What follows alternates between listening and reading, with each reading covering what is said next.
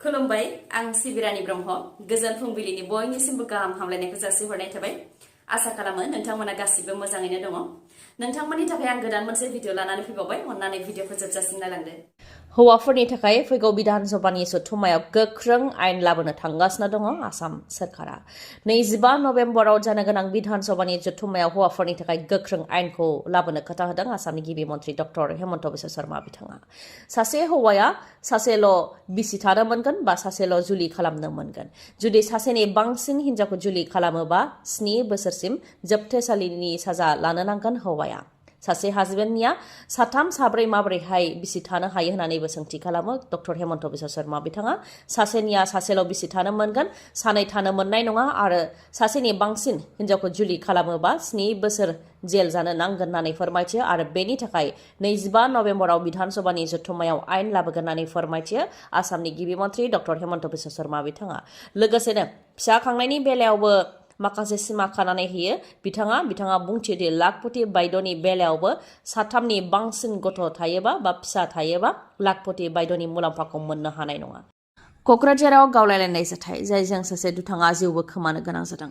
Kokrajhar railway station आरो सालाकाथि railway स्टेशननि गेजेराव सिंगिमारियाव थांनाय 23 अक्ट'बराव आइडि बेरदोंमोन बे जाथायनि दायनिगिरिखौ दा गावथारनो हाबाय क'क्राझार जिल्ला सालाकाथि पुलिस आउटपस्टनि सिङाव थानाय नादागिरि हाजोआव गावलायलायनाय जादोंमोन बेयावनो आइडि बेरहोनायाव लोब्बा थानाय आइपिल मुर्मुखौ गावथारनो हाबाय पुलिसा फोरमायथिनाय बायदिब्ला पुलिसनि हान्जाया नादागिरि हाजोआव अपारेशन खालामहैदोंमोन जेराव फुंनि 6 रिंगायाव पुलिस आरो दुथांफोरनि गेजेराव गावलायलायनाय जादोंमोन होननानै फोरमायथिदों जायजों आइपिल मुर्मुआ जोखोम जानो गोनां जादोंमोन आरो देहा फाहामसालियाव लांनायाव जोबथा हां लानो गोनां जादों होननानै फोरमायथियो आरो दुथांनिफ्राय गंसे पिस्तलजों लोगोसे थरनै ग्रेनेड आरो गुबुन गुबुन मुवा बेसाद हमनो हादों लोगोसे कम्बलजों लोगोसे 2 आइ कार्डबो मोननो हादों मोनसे जाहैबाय भटार कार्ड जेराव आइपिल मुर्मुनि मुं दङ जाय कचुगावनि आरो गुबुन मोनसेया रहित मुर्मुनि मुङै एटिएम जाय झारखन्डनि होननानै फोरमायथियो पुलिसा फोरमायथिबावदोंदि गावथार जानाय सुबुङा जोंनि थाखाय जोबोद गोनांमोन मानोना बे दुथाङा झारखन्डनिफ्राय आसामाव खारबोदोंमोन जायनि थाखाय झारखन्डनि पुलिसनि हान्जायाबो आसामाव फैनानै नागिरफैदोंमोन 24 अक्ट'बरावबो झारखन्डनि साहेबगन्ज जिल्लानि रेलवे लाइनावबो बमा बेरहोदोंमोन बेनि गुबै दायनिगिरिया बेनो 2015 मायथाइनिफ्रायनो बमा बेरहोनाय किडनेप खालामनाय बा लांखारनाय बायदि खामानिजों लोब्बा दंमोन आरो थांनाय 10 बोसोरनिफ्रायनो मावइस्टनि जानानै गोख्रोङै खामानि मावदोंमोन होननानै फोरमायथियो आरो आसामनि क'क्राझाराव जानाय जाथायाबो झारखन्डनिजों एखे बेनिखायनो बे केसाव रहित मुर्मुनिनो आखाइ दं साननानै अपारेशन खालामनाय जादोंमोन जेराव संदाननायनि उनाव बा नायबिजिरनायनि उनाव नादांगिरि हाजोआव गावलायलायनाय जादोंमोन बेयावनो आइपिल मुर्मुआ जोखोम जानो गोनां जादों होननानै फोरमायथियो पुलिसाबो जोखोम जानो गोनां जादोंमोन नाथाय पुलिसा गुलि नांजानानै जोखोम जायाखै दुथांखौ होसोनायावसो जोखोम जानो गोनां जादोंमोन होननानै फोरमायथियो डक्टरा फोरमायथिनाय बायदिब्ला दुथांखौ जेब्ला देहा फाहामसालियाव लानानै फैदोंमोन अब्ला दुथाङा जोबथा हां लाखाबायमोन आरो दुथांनि देहायाव गरद' गुलि नांनायखौ हमनो मोन्दों होननानै फोरमायथिदों बे जाथायाव 60 सोद्रोमाफोर आखाइ थानायनि सन्देह खालामदों आरो हाजोआव दासिमबो अपारेशन खालामनाय जागासिनो दं होननानै पुलिसा फोरमायथिदों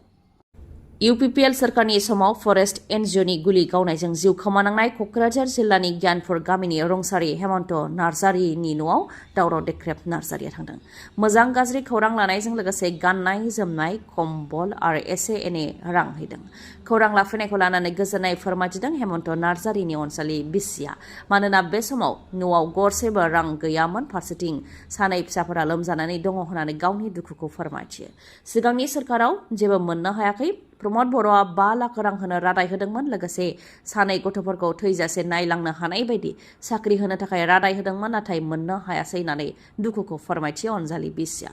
दावराव देख्रेब नार्जारि बिथाङा बुंथियो दि थांनाय 2023 मायथाइनि 17 सेप्तेम्बराव हेमन्त नार्जारिखौ हाग्रा बिफाननि एनजिअआ इनायै गावथारदोंमोन सोरखारि न' लुनो थाखाय साइकेलजों दंफां थुख्रा लायदोंमोन बेयावनो हेमन्त नार्जारिखौ गावथारनाय जादोंमोन नाथाय एनजिअआ सोरखारि राइफलजों माबोरैहाय गावनो मोनखो बर'नि आफादफोरा मानो सिरि होननानैबो सोंथि खालामो दावराव देख्रेब नार्जारिया दंफां खावनानै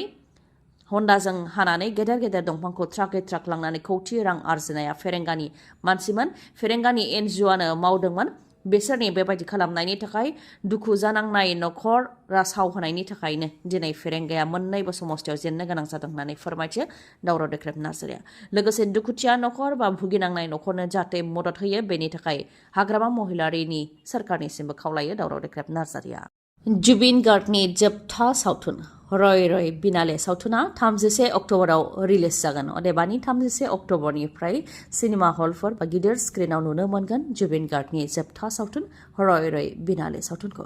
जाय सावथुनखौ नायनो थाखाय जुबिन गार्गखौ मोजां मोनग्रा रोजा रोजा लाख लाख सुबुंफ्रानो गोबां हांखुर जानानै दङ। सानथामनि थाखाय गुवाहाटीनि गुबै गुबै सिनेमा हलफोरावबो प्रिमियाम टिकेटफोरा सोल्ड आउट अदेबानि फाननाय जाखांजोब्बाय। जरहाट जाय जुबिन गार्गनि हम टाउन बेयावबो अफलाइन टिकेटनि थाखायबो गोबां सारि फाथिनायखौ नुनो मोननाय जादों। आसामजों लोगोसे आसामनि बाहेरानि गुबुन गुबुन सिनेमा हलफोरावबो गोबां टिकेटफोरखौनो फाननाय जादों। नर्थ इस्टआव गासै गं 80 सिनेमा हलफोराव जोबथा सावथुन जुबिन गार्गनि रय रय बिनालेखौ दिन्थिनाय जागोन आरो आसामनि बायजोआव गुबुन गुबुन टाउनाव गं 50 सिनेमा हलाव दिन्थिनाय जागोन। आसामनि गोबां सिनेमा हलफोरावनो जायफोर सिनेमा हलफोरा गेदेर बेफोराव सानसेयावनो मोन 10 श' दिन्थिनो थाखाय नाजागोन होननानैबो मिथिनो मोननाय जादों। जुबिन गार्गनिनो आंगो लोगो डाइरेक्टर राजेश भुइया बिथाङा बे सावथुनखौ दिथा होदोंमोन आरो प्रडिउसारा जुबिन गार्ग बिथाङानो। फैगौ 31 अक्ट'बराव रिलिज जागोन जुबिन गार्गनि जोबथा सावथुन रय रय बिनाले सावथुना। मुस्रिमा उत्तरा बैसुमुतियारि बिथांनो साहित्य एकाडेमि राव सोलायनाय बान्था 2024 खौ होनाय जाबाय। मुंदांखा बर'नि लिरगिरि आरो राव सोलायगिरि उत्तरा बैसुमुतियारि बिथांनि सल'मा राव सोलायनाय कान्चन मुंनि सल'मानि थाखाय साहित्य एकाडेमि राव सोलायनाय बान्था 2024 खौ होनाय जाबाय। थुनलाइ सोरजिनायनि बिथिङाव राव सोलायनायनि गेजेरजों बर' थुनलाइखौ जौगाहोनाय राव आरो हारिमुनि गेजेराव सोमोन्दोखौ बांहोनायाव बिथांनि गोबां बिहोमा दङ। मुस्रिमा उत्तरा बैसुमुतियारि बिथांनो कान्चन सल'माखौ राव सोलायनायाव साहित्य एकाडेमि राव सोलायनाय बान्था 2024 खौ होनाय जाबाय। बलिउड सावथुन बा हिन्दी सावथुनाव फेस्ला फाव खालामनानै मुंदांखा जाबोनाय सतीश बिथाङा 74 बोसोर बैसोआव जोबथा हां लाबाय। किडनि फेलार बा किडनि गाज्रि जानायनि थाखाय जोबथा हां लानो गोनां जाबाय सतीश बिथाङा। रिपर्टनि बायदिब्ला माखासे सम सिगांसो किडनि ट्रान्सप्लान्ट बानायदोंमोन सतीश बिथाङा। बेनि उनावनो बिथांनि देहाया हरखाब गाज्रि जानायलाय बिथांखौ मुम्बाइनि हिन्दुजा हस्पिटालाव फाहामथायनि थाखाय थिसननाय जादोंमोन जेराव बिथाङा जोबथा हां लानो गोनां जादों। दिनै बिथांनि गोथै देहाखौ जोबथा बिदाय होनाय जागोन। बिथाङा बेबायदि जिउ खोमानांनायखौ लानानै बलिउडनि स्टारफोरजों लोगोसे बिथांखौ मोजां मोनग्राफ्रा दुखु मोननाय फोरमायथिदों। सतीशआ बिथाङा टिभि श'निफ्राय गावनि मुंखौ खामायजेनदोंमोन जेरै साराबी भार्सेस साराबी,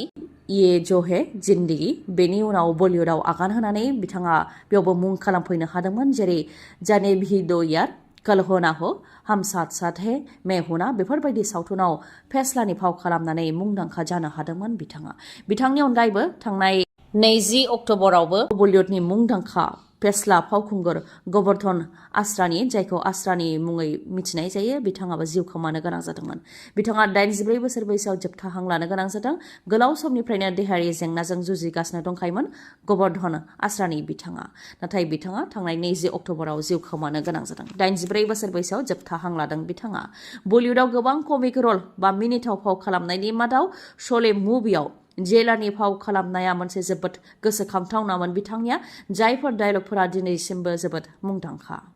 आसामनि गिबि मन्थ्रि डक्टर हेमन्त बिश्व शर्मा बिथाङा जुबिन गार्गनि थार बिजिरनाय नागिरनानै बिजेपि दोलोआ लामायाव ओंखारनायनि सायावबो बुंथियो दि SITआ रिपर्ट होनायनि उनाव बा चार्जशीट होनायनि अखानायैनिफ्रायनो आंबो लामायाव ओंखारगोन। जुबिन गार्गनि थार बिजिरनाय नागिरनानै लामायाव ओंखारगोन होननानै बुंथियो बिथाङा। बेनि अनगायैबो सनापुराव थांनायाव बा जुबिन गार्गखौ जाय जायगायाव सावनाय जादोंमोन बे जायगायाव थांनायाव माखासे SOP सोरखारनि फारसेनिफ्राय फोसावनानै होनायनि बेलायावबो बुंथियो दि सनापुराव लकेल सुबुंफोरबो थायो बिथांमोनहा अननानै जायगाखौ होदों नाथाय माखासे सुबुंफोरा बेयाव थांनानै उत्पात खालामहैयोबा बेयाव सोरखारा गोख्रोङै राहा लागोन होननानै बुंथियो डक्टर हेमन्त बिश्व शर्मा बिथाङा। नोंथांमोननि थाखाय गोजोनथाव खौरां बङाइगाव आइ हस्पिटालाव नोंथांमोनहा गोबां मेगननि डक्टरफोरखौ मोननो हागोन जेरै डक्टर आशराफुल आलम डक्टर मेघाली शर्मा डक्टर रुमी दास बिथांमोनखौ मोननो हागोन कम्पिउटारनि गेजेरजों केटारेक्ट सार्जारि खालामनायनि राहा दङ जायनि गेजेरजों सुथेनाय गैयालासे सानाय गैयालासे गोख्रैनो फाहामनायखौ मोननो हायो असिटिनि गेजेरजों diabetic retinopathy glaucoma हाइपारटेनसिव retinopathy CSR आरो इन्जुरिखौ नायनो हायो मेगननि गुबुन गुबुन जेंनानि फाहामथायखौ बङाइगावनि आइ हस्पिटालाव नोंथांमोनहा मोननो हागोन बुकिंनि थाखाय 6900949900 बे जानबुं नाम्बाराव खौरां लानो हागोन बङाइगावनि लवार आसाम हस्पिटालनि उल्था दिगाव थानाय बास स्टेन्डनि साखाथियावनो बङाइगावनि आइ हस्पिटाला